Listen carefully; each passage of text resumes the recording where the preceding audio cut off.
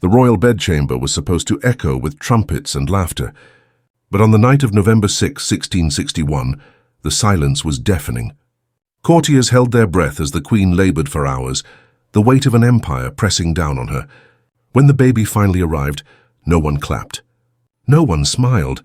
The newborn was pale, trembling, his tiny body weak. His jaw hung uneven, his tongue too large for his mouth.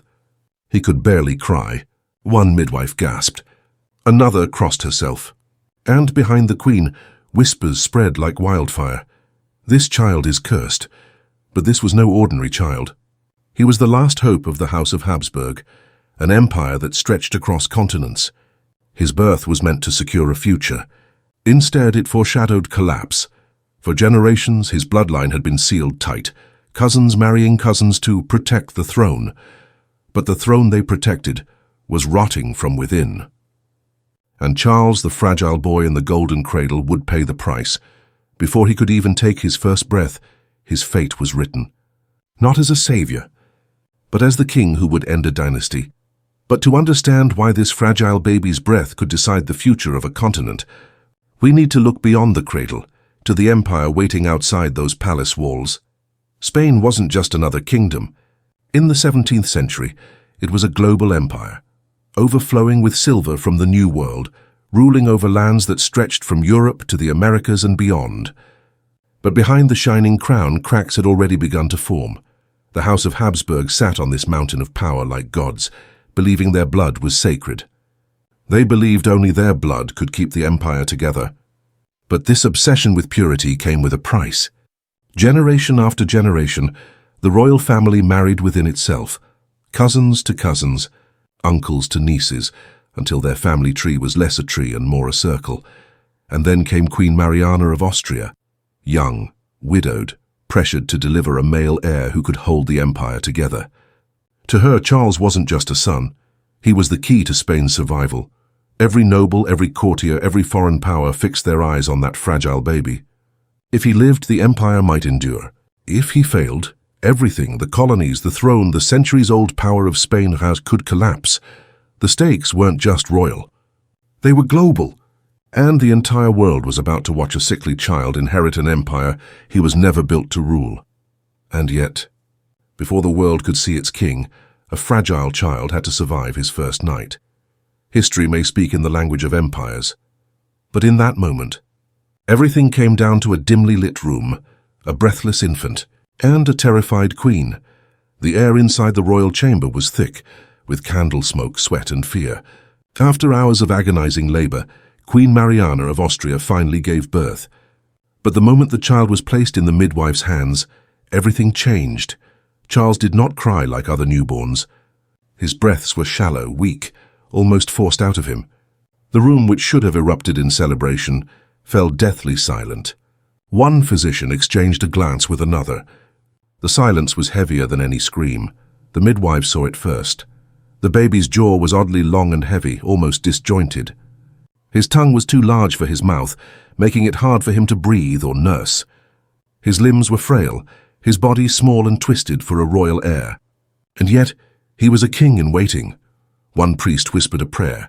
Another made the sign of the cross. For years, the court had spoken about the dangers of inbreeding behind closed doors. But now those whispered fears were lying in front of them, swaddled in silk and gold. Charles was baptized within hours, not out of royal tradition, but out of fear he might not live through the night. In the shadow of the House of Habsburg's empire, a fragile, trembling child became the center of the world. His mother, Mariana, was barely 19. She had already lost children before. Now as she stared at the boy in her arms, her face betrayed what no queen should ever show: terror. She knew the empire had no other heir. If this child died, everything they had built could fall apart. If he lived, the weight of that crumbling empire would crush him before he ever understood the word king. In the following days, royal physicians tried everything to strengthen the baby. Special wet nurses were summoned. Holy relics were brought into the nursery. Priests walked the corridors at night, praying to ward off the curse they believed haunted the Habsburg line. But no prayer could fix what centuries of bloodline pride had broken. Charles survived those first nights. Against the odds, he clung to life. But it was clear to everyone who looked upon him, This was not a future emperor of steel.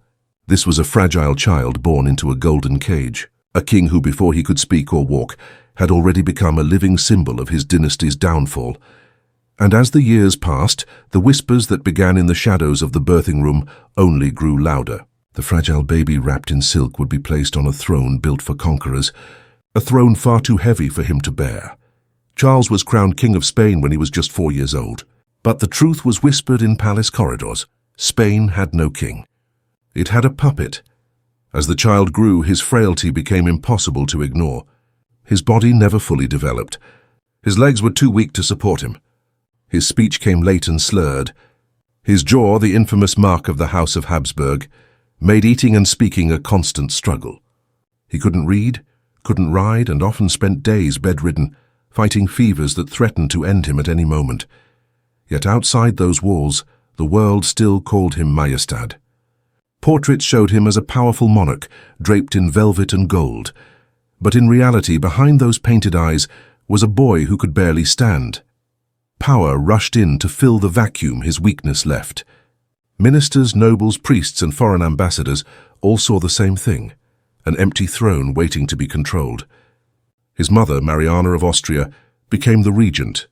She ruled in his name, but her grip was shaky, constantly challenged by factions at court. In the great halls of Madrid, decisions were made for the king. Every document was signed in his name, every policy declared in his voice. But Charles himself was often locked away in his private chambers, too sick or too lost to understand the world spinning around him. He lived surrounded by servants, doctors, priests, and spies. No friend, no freedom. Even his marriages were not his own. Twice he was married, not for love but for alliances. His wives were chosen like chess pieces, meant to produce an heir who could save the dynasty. But Charles's body could not give them what Spain demanded. There would be no child, no future king. Only growing whispers. At court, foreign ambassadors reported back to their masters about the king's condition. They described a pale, trembling man who drooled, who couldn't chew his food, who had to be dressed and undressed like a child. Some mocked him, others pitied him, but none saw him as a true ruler, and Charles felt it. He knew the throne beneath him did not belong to him in spirit. Every celebration was hollow. Every gaze carried judgment.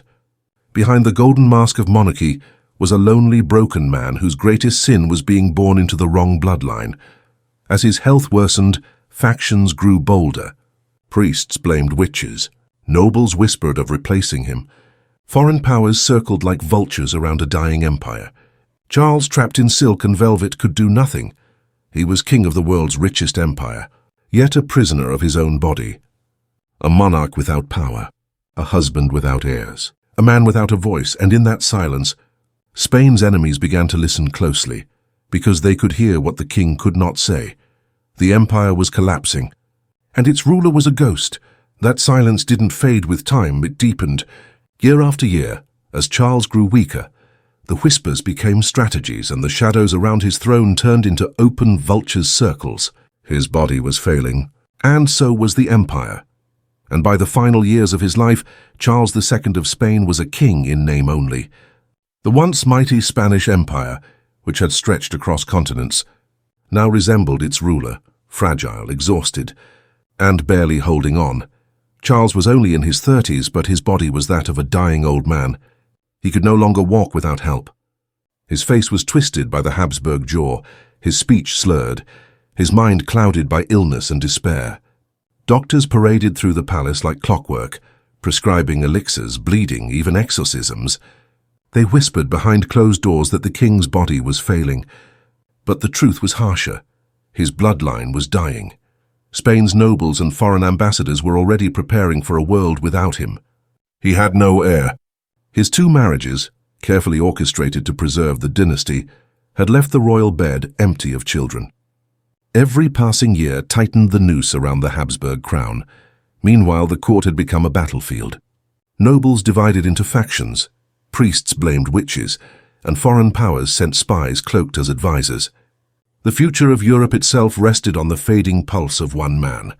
Would the throne go to the French Bourbons, the Austrian Habsburgs, or would Spain splinter completely? Charles, isolated in his palace, could feel the vultures gathering. In his final months, he became convinced he was cursed. He turned to exorcists, confessors, and relics, desperate to find meaning in his suffering. But what haunted him wasn't a demon. It was centuries of royal pride and genetic rot, the cost of a dynasty that tried to cheat nature. On November 1st, 1700, after a lifetime of pain, Charles took his final breath. No wife held his hand. No heir waited by the cradle.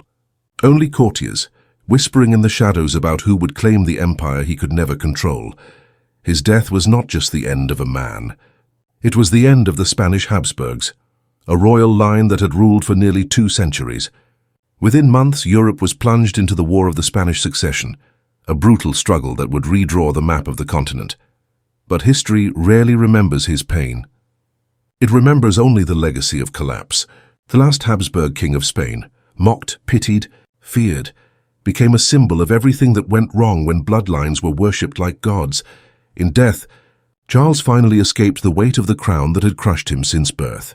But the empire he left behind would bleed for years to come.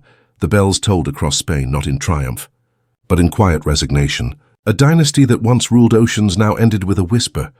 And as the world moved forward, the memory of its last king was left hanging between sorrow and silence.